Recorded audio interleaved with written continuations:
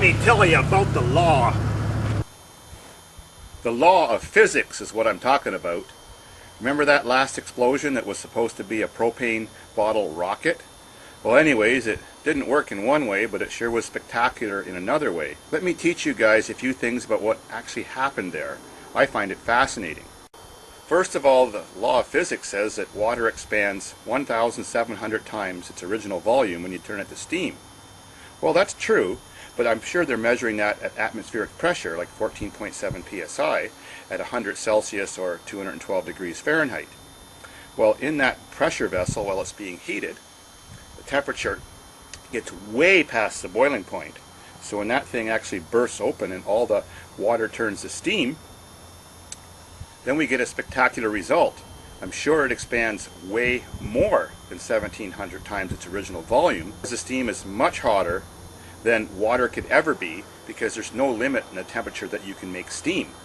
And so the hotter you make something, the more the molecules or the atoms expand. At the end of this video, I've attached the explosion, which wasn't supposed to happen but was fun, played really slowly so you can exactly see what's happening.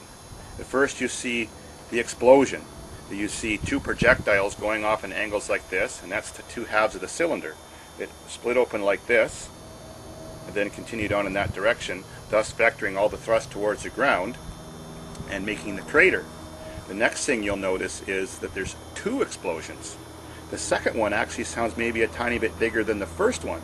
Listen carefully, you may have to watch it over and over again. And the second explosion is just a millisecond after the first explosion. So I'll explain what's happening. When the first one goes off, you have this volume of steam which displaces all the air that used to be there.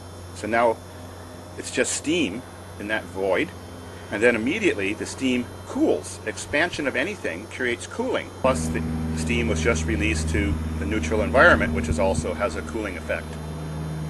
Well, immediately the steam turns back into water, or water vapor, or water droplets, or whatever it turned into, and now there's a big vacuum in the space.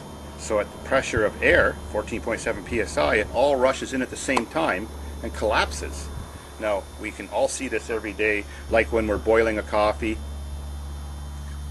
and the kettle starts to like pop, make little snapping sounds as the water gets close to boiling point. Well, exactly the same thing's happening there. Steam bubbles are forming very close to the heating surface.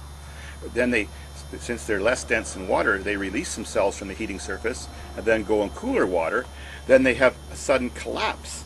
This is very powerful, and that little tiny bubbles, like only a millimeter big, can make a loud snap that you can hear right through all that water. Interesting.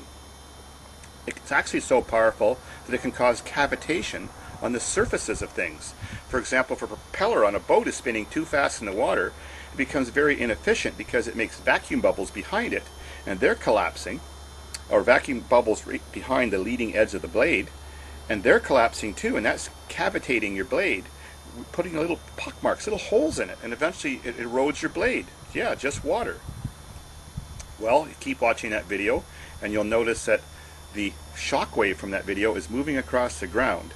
Now, of course, all shock waves move similar, but it seems to be moving at about, I would say, 30 or 40 feet per frame.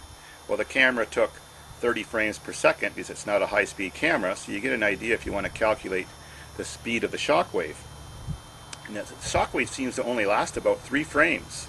Well, then you'll notice that the dust it's created as it's moving across the dirt ground, all of a sudden the dust is going in reverse, like after a nuclear bomb, and everything's getting sucked towards the center.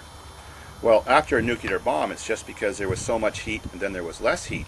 This is a little bit different. This time there was a bunch of heat, a bunch of steam, then the steam disappeared, so now we had a vacuum. The air all collapsed again and created a suction towards where the propagation point of the explosion, and then you can see long after, with several frames, the dust all moving and going towards the center point of where this event happened. Very, very interesting. Of course, if this was an explosion that had to do with explosives or anything else like that that produces gases from a solid, it still would have a little bit of the reverse flow effect of the air, but nothing as extreme as happened with that steam explosion. So I think the steam explosion is probably the most awesome explosions I've ever made in my life, even though I wasn't attending on it.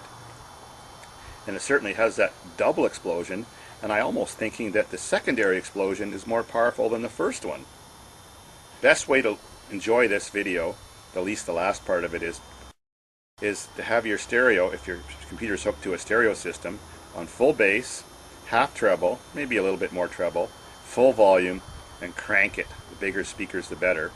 And you can really hear things really well. If you're listening to this on a handheld device or just crappy little plastic computer speakers, you'll never really appreciate what I'm talking about. It sounds almost like a Hollywood explosion. Enjoy. Watch the second part.